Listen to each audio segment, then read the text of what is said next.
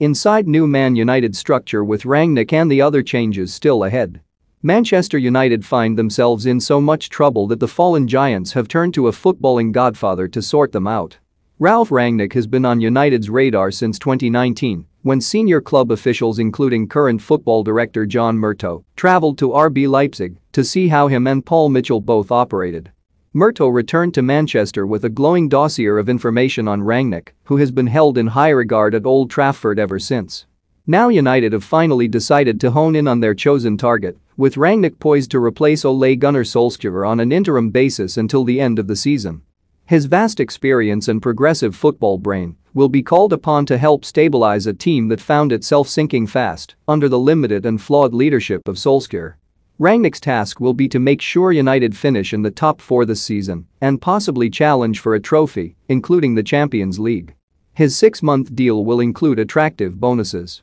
But despite all his proven qualities, Rangnick is still not viewed as the long-term managerial solution.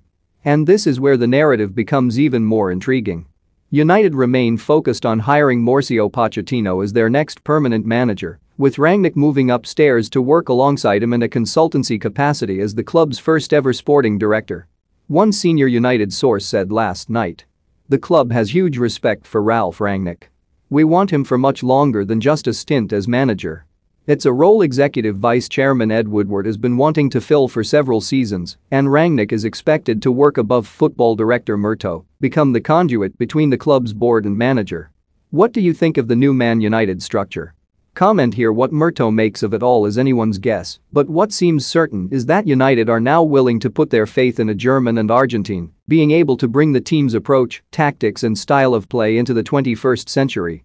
For longer than United supporters care to remember, they have been forced to watch the likes of Pep Guardiola, Jurgen Klopp and now Thomas Tuchel adopt philosophies first championed by Rangnick himself that have seen all three of them achieve huge success.